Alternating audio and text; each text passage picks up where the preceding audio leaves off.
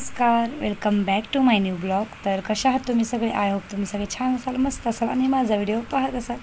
तर आपली दिवसाची सुरुवात आज झालेली आहे आणि तुमच्याशी म्हटलं एक रानभाजी शेअर करावी, जी माझ्या मिस्टरांनी मला त्याची रेसिपी सांगितली होती। आणि या भाजीचं नाव आहे जाईचा मोहर। तर काहींनी ऐकले असेल, काहींनी नसेल, मी तर पहिल्यांदाच ऐकली होती। ज्यावेळी ही भाजी घेऊन आली ना, मी म्हटलं काय आंब्याचा मोहर घेऊन आलात की काय, याच्यावरती ते मला खूप हसले आणि याची रेसिपीसुद्धा त्यांनी सांगितली। पण जेव्हा ती भाजी आणली त्याचा व्हिडिओ मी काढायला विसरले, सॉरी। तर चला बघा, आता ही भाजी आहे जाईचा मोहर। तर याला ना 4 ते 5 मिनटं ना गरम पाण्यातून ना वाफवून घ्यायचा, म्हणजे ते थोडंसं शिजेल। तर याच्यासाठी लागणारं साहित्यसुद्धा मी तुम्हाला सांगणार आहे। याचं पाणी काढून घेतलेलं आहे आणि जाळीमध्ये मी ठेवलेले आहे पाणी सगळं निघून जाण्यासाठी। तर याच्यासाठी लागणारं साहित्य 2 मोठे कांदे घेतलेले आहेत, लसूण, मिरची, कढीपत्ता घेतलेला आहे, हे आपलं साहित्य आहे। कोथिंबीर घेऊ शकता, पण माझ्याकडे नव्हती म्हणून मी स्किप केली। कढई इथे मी गरम करायला ठेवलेली आहे। कढई गरम झाल्यानंतर आपण घालणार आहोत तेल, आणि तेल गरम झालं की त्याच्यामध्ये आपण सगळ्यात अगोदर टाकणार आहोत ते जिरं मस्तपैकी तडतडून दिलं की त्याच्यानंतर आपण टाकणार आहोत मिरचीला मस्तपैकी फोडणी द्यायची, अशी तडतडली पाहिजे छानपैकी। आणि त्याच्यानंतर आपण टाकणार आहोत लसूण, मस्तपैकी ठेचून घेतलेला आहे लसूण, तो लसूण घालायचा आणि मस्तपैकी परत एकदा फ्राय करून घ्यायचा। नंतर येणार आहे आपला कांदा। तर कांदासुद्धा मस्तपैकी कढईमध्ये फ्राय करायला टाकायचा आहे, मस्तपैकी फ्राय होऊन द्यायचा। मस्तपैकी त्याचा ना ब्राउनिश असा कलर येत नाही तोपर्यंत ना कांदा मस्तपैकी फ्राय करत राहायचं। आणि आता बघू शकता तुम्ही, कांदा असा ब्राउनिश झालेला आहे। त्याच्यामध्ये ना कांदा टाकल्याच्यानंतर आपण टाकायचं आहे हळद आणि पुन्हा एकदा फ्राय करून घ्यायचं आहे। जेव्हा तुम्ही हळद फ्राय करून घेतल्याच्यानंतर ना तुम्ही याच्यामध्ये ना बारीक ना टॅमॅटोसुद्धा कट करून टाकू शकता। इथं माझ्या मिस्टरने मला सांगितलं नव्हतं टाकायला, पण तुम्ही टाकू शकता, मला हे नंतर समजलं भाजी केल्याच्यानंतर। नंतर आपण जी रानभाजी आहे ना, जी गरम पाण्यातून काढून घेतली होती, तिला ना नंतर फोडणीला टाकायची। आणि ना खरं सांगू का, ही भाजी खरंच खूप छान लागते, एकदा नक्की ट्राय करून बघा। आणि जशी आपण रेग्युलर करतो ना भाजी, तशीच करायची होती, फक्त त्याला ना 5 ते 6 मिनटं फक्त भाजीला गरम पाण्यातून काढून घ्यायची होती, एवढंच करायचं। बाकी आपण जी डेलीमध्ये भाजी करतो सेम म्हणजे सेम तशीच बनवायची होती। आणि ना खूप छान लागते आणि आरोग्यदायी अशी आहे। आणि ही भाजी ना फक्त ना पावसाळ्यामध्ये आपल्याला खायला भेटते। अगोदर मी त्यांना म्हटलं की काय तुम्ही भाजी वगैरे आणली, पण खरंच खूप भाजी छान होती। आणि नंतर तुम्ही चवीनुसार मीठ टाकू शकता। याच्यामध्ये पाणी तुम्ही अजिबात टाकू नका, जशी आहे ना तशीच फ्राय करा। आणि पाणी ह्याला थोडंसं सुटतं, त्यामुळे तुम्ही पाणी अजिबात टाकू नका, कारण अगोदर आपण ती वाफवून घेतली, गरम पाण्यातून काढून घेतली होती त्यामुळे। आणि इथे ना हे थोडंसं याच्यावरती झाकण ठेवून द्या 5 मिनटं, आणि नंतर ना एकदा बघा की कशी झाली आहे भाजी तुमची। भाजी खरंच खूप छान होते, तुम्ही एकदा नक्की खाऊन बघा, करून पहा, आणि नंतर तुम्ही मला कमेंटमध्ये सांगा की तुमची ही भाजी कशी झाली होती। आणि ही खूप आरोग्यदायी अशी भाजी आहे। चला, फायनली आपली भाजी झालेली आहे, छान अशी मस्त आणि आरोग्यदायी भाजी, नक्की करून पहा। सकाळचं आमचं छानसं जेवण झालं होतं आणि दुपारी तुम्ही बघू शकाल की श्रीनी ना किती सगळी कपडे कपाटातून काढून ठेवली होती, कारण त्याला ना संध्याकाळी गरबा खेळायला जाताना कुर्ता पाहिजे होता आणि त्यासाठी त्याने एवढी सगळी कपडे काढून ठेवली होती। आणि एवढी सगळी कपड्यांमध्ये ना ही ना नित्यांची फाईल आहे ना, ते सुद्धा आम्हाला भेटली होती आणि बरेच दिवस झाला मी शोधत होतो आणि ती फाईल काय आम्हाला भेटली नव्हती। चला, या निमित्ताने आम्हाला ना ती फाईलसुद्धा मिळाली। आणि हा व्हिडिओ ना जेव्हा आपल्याकडं मस्तपैकी छान असं 2 दिवस असं ऊन पडलं होतं ना, त्या दिवशीचा व्हिडिओ आहे। आणि ना मी पोस्ट केलाच नव्हता, तर म्हटलं चला आज पोस्ट करू। आणि नंतर ना मी दुपारी टेरेसवरती गेली होती, कारण ना 2 दिवस आमच्याकडे पाणीच आलं नव्हतं, तर वरती टाकीमध्ये ना किती पाणी आहे हे चेक करण्यासाठी मी वरती गेली होती। आणि बघू शकाल वरतीसुद्धा ऊन ना खूप छान दिसत होतं, खूप मस्त होतं। तर चला आता आपण बघूया टाकीमध्ये किती पाणी आहे ते। मी वाकून बघितलं टाकीमध्ये, तर ना बरीचशीच टाकी ना खाली होती। मला कारण मला कपडे धुवायची होती आणि मला बघायचं होतं की किती पाणी आहे, उद्यापर्यंत पुरेल का नाही आपल्याला, म्हणजे तशी मला आजची कपडे धुवायची होती। तर चला, कपडे मी आता धुणारच नाही, कारण पाणी खूप कमी आहे, उद्या आंघोळ्या पण झाल्या पाहिजेत। आणि इकडे बघू शकता कसलं भारी ऊन पडले, एक नंबर, खरंच एक नंबर ऊन होतं, किती क्लायमेट छान होतं। असं वाटत होतं 2-3 गोधड्या धुतल्या ना आरामात सुकून निघतील, असं ऊन होतं छानपैकी।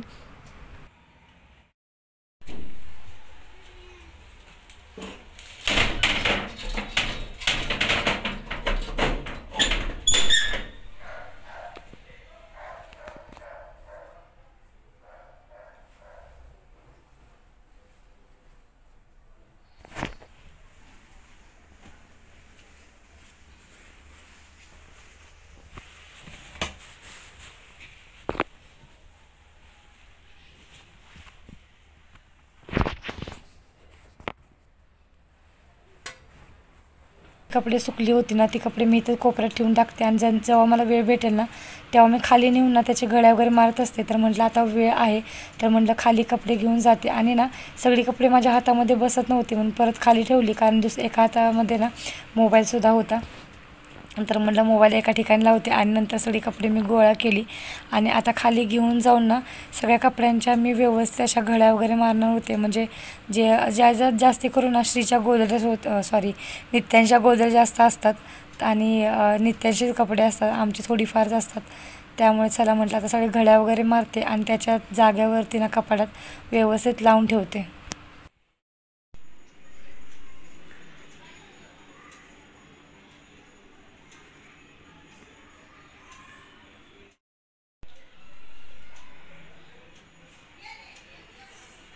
आता ना संध्याकाळची वेळ झाली होती आणि श्री ना अभ्यास करत बसला होता आणि मी तर खात होती माझी आवडती मी बनवलेली कांदा टॅमॅटो टाकून माझ्यासाठी जशी मला आवडते ना खास मॅगी तशी मी करून घेतली होती माझ्यासाठी आणि मी खात होती.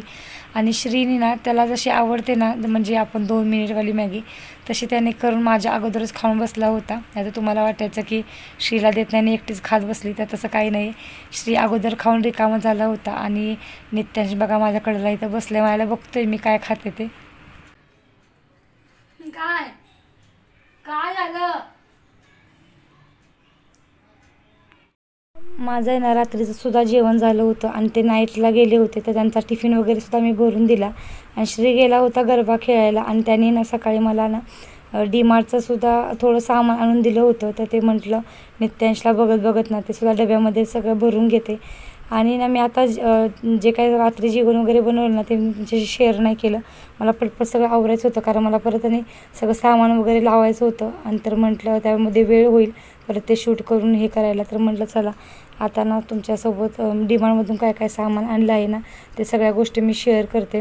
तर डीमार्टमधून आत्ता मला जेवढं आता सध्या लागणार आहे ना या 15 दिवसाचं तेवढंच मला सामान त्याने आणून दिलं होतं, कारण पुन्हा पुढच्या महिन्यात जसा पगार त्यांचा होईल ना तसं मला परत सामान आम्हाला भरावं लागतं.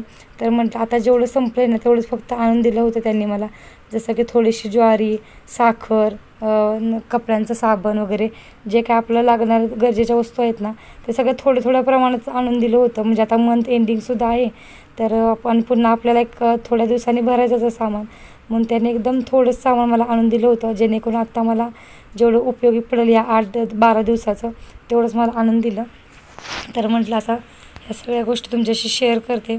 हे बघू शकता तुम्ही एवढं सामान त्याने मला आणून दिलं होतं. तेलाच्या 4 पिशव्या होत्या, टॅमॅटो केचप, साखर, शेंगदाणे, 2-3 डाळी होत्या आणि कपड्याचं सामान, भांड्याचं सामान सगळं कमी प्रमाणात होतं. चला आता सगळं सामान आहे ना मी डब्यामध्ये व्यवस्थित भरून ठेवते. तेलाच्या पिशव्या ज्या असतात ना ते पण मी डब्यामध्येच ठेवते, जसं मला लागेल ना तशी मी एक काढते आणि तेलाची जी माझी बॉटल आहे ना त्यामध्ये ओतून ठेवत असते. टॅमॅटो केचप आणि डाळी आणि शेंगदाणे हे मी ना फ्रीजमध्ये ठेवते. साखरेला माझ्याकडे एक मोठी बरणी आहे त्यामध्ये मी ठेवते आणि बाकीचं जे किरकोळ आहे ना म्हणजे जिरं, मोहरी हे मी या डब्यामध्ये ठेवते. जसं मला लागेल तशी मी वरती लगेच काढून त्या डब्यामध्ये ठेवत असते.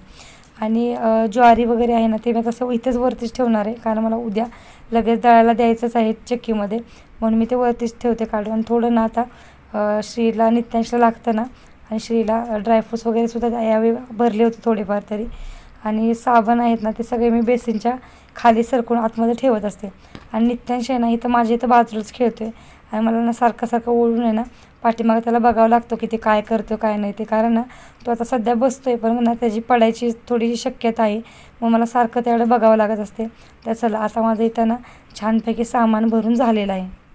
डीमार्टमधलं सामान तर सगळं भरून झालं होतं. तर म्हटलं चला लागलीच हाताने ना जे कांदे वगैरे आणले होते ना ते सुद्धा व्यवस्थित ना जाळीमध्ये वगैरे लावून घेते, म्हणून ते सुद्धा लगेच बाहेर काढलं. नित्यांश खेळते तोपर्यंत म्हटलं ते पण काम उरकून घेते ना तर ते कामसुद्धा उद्यावर गेलं असताना आधीच ना 2 दिवस झाले होते ते आणून ठेवले होते आणि तसंच पिशवीमध्ये खराब झाले तर काही खरं नाही, म्हणून म्हटलं चला अगोदर ते सुद्धा लावून घेते. म्हणून मी जाळी वगैरे सुद्धा आणून ठेवली. आणि माझ्याकडे ना एक घमेलीसुद्धा आहे मोठी, म्हणजे पाटी बोलतात तसं, तर तीसुद्धा माझ्याकडे आहे. तर त्यामध्ये अर्धे आणि ह्यामध्ये अर्धे असं मी अर्धे करून ना लावून ठेवते. आमच्याकडे ना कांदा बटाट्याचा ना टेम्पो येतो तर त्यामधूनच आम्ही भरत असतो. आणि तुम्हाला माहिती आहे का मला कांदे कसे मिळाले आज, तर कांदे मला आज मिळाले 100चे 7 किलो होते. म्हणून घेतले होते. आणि नाहीतर कधी कधी ना 100चे 4 किलो, 100चे 5 किलो असे सुद्धा येतात. आणि तुम्हाला वाटतं असेल की 100चे 7 किलो म्हणजे खराब असतील, तर मी तुम्हाला दाखवते की याच्यातले मला किती खराब निघाले आणि किती चांगले निघाले. तर त्यासाठी मी हे व्यवस्थित लावून घेते, जेणेकरून जे काही खराब कांदे असतील ते सुद्धा मी ना म्हणजे बाजूला काढेन आणि जे चांगले आहेत ना ते डिवाईड करून व्यवस्थित बाजूला ठेवू शकेल. पण हे कांदे ना जास्त मोठे पण नव्हते आणि जास्त बारीक पण नव्हते, असे मीडियम होते. म्हणून मला खरंच खूप बरं वाटत होतं कांद्यांकडे बघून, कारण आणायला ते गेले होते, मी नव्हती. जर मी गेले असते तर मी काही प्रश्न नव्हता, मला पाहिजे असते तसेच मी घेऊन येते. पण ते गेले होते, मला थोडा प्रश्न होता की कसे आणतात कसे नाही, माहिती नाही याचं. तर त्यांनी कांदे आणले होते तर खूपच छान आणले होते. आणि आता मी ना सगळं गमेलीमध्ये पहिलं भरून घेते, जरा मोठे मोठे आहेत ते. आणि थोडीशी त्यापेक्षा थोडीशी बारीक असतील ना ते मध्ये जाळीमध्ये ठेवते, म्हणजे जाळीतले मला वापरायला होतील. आणि तुम्हाला माहिती आहे का, या गमेलीतलेच कांदे भरताना मी 2 वेळा उठले होते त्यांना शांत करण्यासाठी आणि परत येऊन बसले. तर बघा आता माझे ना इथे गमेलीतले कांदे ना ते पूर्ण गमेली भरत आलेले आहे. आता मी नंतर ना लगेच जाळीमध्ये पण टाकून ठेवते जेवढे राहिले आहे तेवढे. आणि तुम्हाला दाखवते पण की किती कांदे खराब निघाले याच्यातले आणि किती पाचोळा निघाला, हे सुद्धा मी तुम्हाला इथे दाखवणार आहे.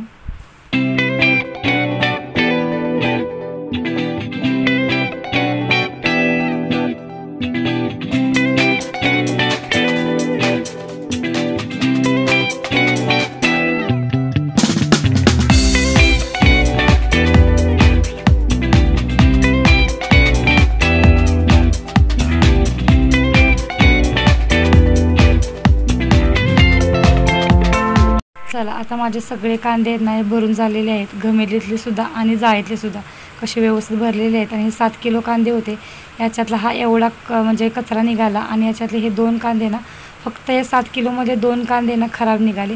आता माझे सगळे कांदे वगैरे भरून झालेले आहेत, म्हणून मी ना पिशवी ना तशीच त्यामध्ये ना ओतली नाही, म्हणजे गमेलीमध्ये आणि जाळीमध्ये.